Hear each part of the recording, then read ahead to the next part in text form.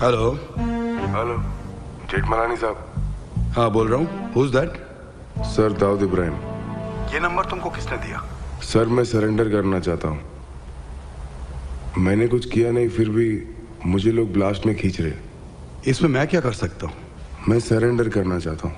नमस्कार दोस्तों, आज की वीडियो में हम उस इंसान की बात करेंगे जो है तो एक गैंगस्टर, लेकिन बहुत सारे लोग उसे अपना आइडल भी मानते हैं। हम बात कर रहे हैं अंडरवर्ल्ड डॉन दाऊद इब्राहिम की। देखेंगे दाऊद इब्राहिम ने कैसे गैंगस्टर्स की दुनिया में कदम रखा और कैसे बात पहुंच गई 1993 में हुए मुंबई बॉम्ब ब्लास्ट पर, और कैसे दाऊद इब्राहिम मुंबई छोड़कर दुबई भाग गया, वह भी बिना पासपोर्ट के, और पुलिस की गिरफ्त में आने से सिर्फ 10 मिनट पहले। किसने दाऊद इब्राहिम को खबर की, पुलिस के आने की, जानेंगे सब कुछ। उससे पहले चैनल पर नए हैं तो चैनल को सब्सक्राइब कर लें और वीडियो को लाइक करें। दाऊद इब्राहिम 30 साल से फरार है और पाकिस्तान में छिपा बैठा है। दाऊद 1993 के मुंबई सिलसिलेवार बम विस्फोट मामले में मुख्य आरोपी है। वो भारत में कई आतंकी हमलों में शामिल रहा है। 1986 में जब मुंबई पुलिस दाऊद को पकड़ने के लिए उसके दफ्तर में पहुंची तो वो गायब था। बाद में सामने आया कि दाऊद पुलिस के पहुंचने से 10 मिनट पहले वहां से फरार हुआ था। पुलिस के पास उसका पासपोर्ट जब्त था। भारत का मोस्ट वांटेड आतंकवादी और अंडरवर्ल्ड डॉन दाऊद इब्राहिम अब अपनी अंतिम सांसें गिन रहा है। उसे कराची के अस्पताल में एडमिट कराया गया है। खबर है कि दाऊद को जहर दिया गया है। किसी करीबी ने ही इस घटना को अंजाम दिया है। दाऊद मुंबई धमाकों को अंजाम देने के बाद परिवार समेत भारत छोड़कर दुबई भाग गया था। दाऊद ने 1993 में मुंबई बम विस्फोटों को अंजाम दिया है। दुबई के बाद दाऊद पाकिस्तान पहुंचा था और वहां कराची, इस्लामाबाद समेत 9 जगहों पर उसके ठिकाने हैं। दाऊद का कराची में जिस गली में बंगला है वो नो ट्राईपास जोन है और वहां पर पाकिस्तानी रेंजर्स का कड़ा पहरा है। दाऊद को ISI का भी संरक्षण प्राप्त है। अमेरिका ने भी उसे आतंकी घोषित कर रखा है। दाऊद 5 भाई बहन हैं।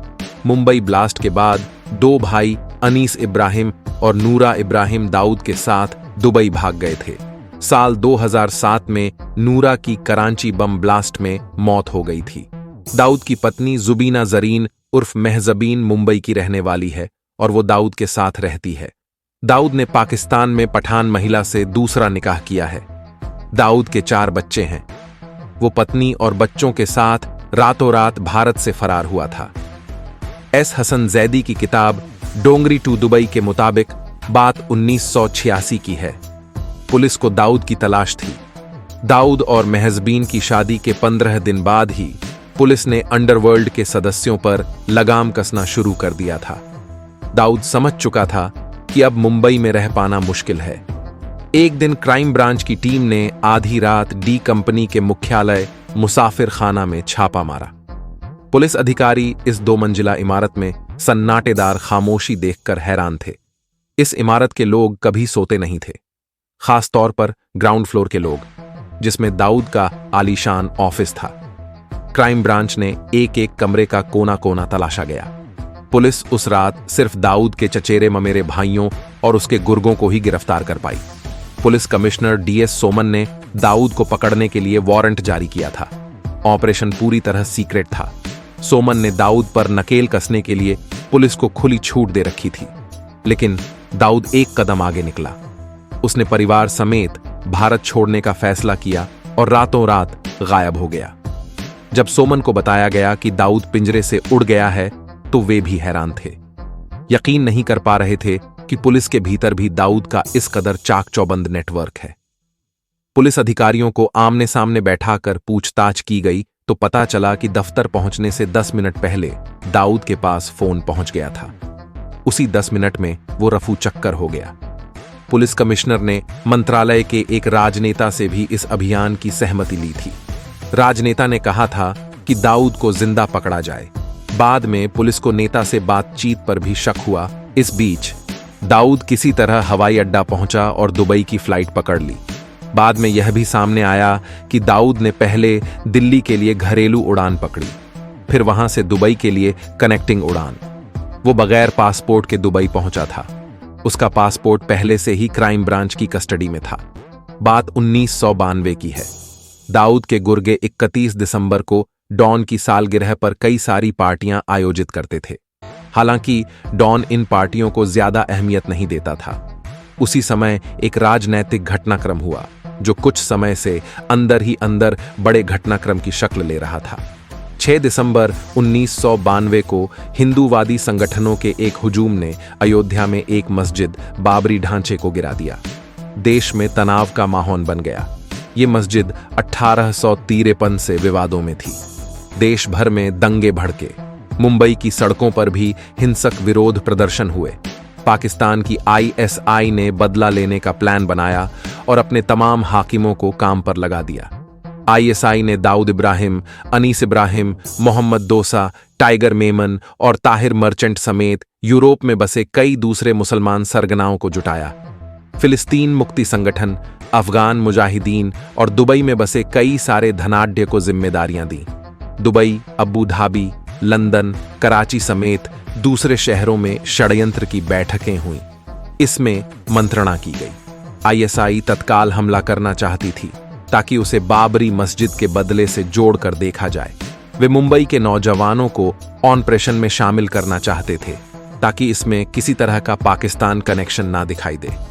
ऑपरेशन को लीड करने की जिम्मेदारी टाइगर मेमन और मोहम्मद दोसा को दी गई। मेमन जानता था कि वो दाऊद की सहमति के बिना इस पूरे ऑपरेशन को अंजाम नहीं दे पाएगा। नतीजन हड़बड़ी में कुछ और बैठकें बुलाई गईं। इधर छोटा राजन को लेकर भी बेरुखी बरती जा रही थी। छोटा राजन ने देखा कि दाऊद इन बैठकों में घंटों कमरे में बंद रहता है। शकील भी मौजूद रहता था। बाद में दाऊद ने साधन मुहैया कराने के लिए टाइगर को अपनी रजामंदी दे दी। बाबरी मस्जिद विध्वंस के ठीक 1 महीने बाद 3 हिंदुस्तानी युवाओं को हवाई जहाज से पाकिस्तान भेजा गया। वहां गोलीबारी से लेकर RDX बिछाने तक की ट्रेनिंग दी गई। बाद में दुबई में गोपनीयता की शपथ दिलाई गई। 1985 के बाद दाऊद इब्राहिम की पहली तस्वीर 2016 में सामने आई, जिसमें वो पूरा दिखाई दे रहा था। उसके बाद दाऊद की कोई तस्वीर पब्लिक डोमेन में नहीं आई। 12 मार्च 1993 को मुंबई में 13 जगह ब्लास्ट हुए थे। इसमें करीब 257 लोगों की मौत हुई थी और 700 लोग गंभीर रूप से जख्मी हुए थे। इस घटना के बाद भी दाऊद ने मुंबई में अपना गैरकानूनी कारोबार जारी रखा। इस घटना के बाद उसने भारत से भागकर पहले गल्फ देशों में फिर पाकिस्तान में जाकर पनाह ली। पाकिस्तान के कराची में अपना ठिकाना बनाया और परिवार के साथ वहीं रहता है। दाऊद इब्राहिम के पिता एक पुलिस कांस्टेबल थे, जबकि दाऊद अपराध और उगाही का इंटरनेशनल नेटवर्क यानी D कंपनी चलाता है। दाऊद का भाई अनीस इब्राहिम उसकी D कंपनी को चलाने में मदद करता है। दाऊद का एक भाई इकबाल कास्कर मुंबई में अपनी वाइफ और अपने 3 बच्चों के साथ रहता है। उस पर 2011 में जानलेवा हमला हुआ था। S हुसैन जैदी की किताब डोंगरी टू दुबई के मुताबिक मुंबई के पास स्थित डोंगरी इलाके को गैरकानूनी काम और अराजकता के लिए जाना जाता है। हाजी मस्तान, करीम लाला और वासु दादा सरीखे माफिया भी यहां से निकले। उसी डोंगरी से दाऊद निकला। दाऊद इब्राहिम कास्कर का जन्म 1955 में मुंबई में हुआ था। उसकी परवरिश मध्य मुंबई की एक झुग्गी बस्ती डोंगरी में हुई। दाऊद कम उम्र से ही चोरी, डकैती और धोखाधड़ी में शामिल हो गया। 1993 बम ब्लास्ट में उसे मुख्य आरोपी बनाया गया। तब वो पाकिस्तान के कराची में बैठकर मुंबई के अंडरवर्ल्ड पर राज करता था। ब्लास्ट के बाद दाऊद सीधे केंद्रीय एजेंसियों के राडार पर आ गया था। साल 1981 में दाऊद इब्राहिम और उसके भाई शब्बीर को एक गैस स्टेशन में घेर लिया गया था। इस दौरान शब्बीर मारा गया था। दाऊद भाग गया था। 3 साल के अंतराल के बाद साल 1984 में दाऊद ने अपने भाई शब्बीर की हत्या में शामिल तीनों हमलावरों को मार डाला था।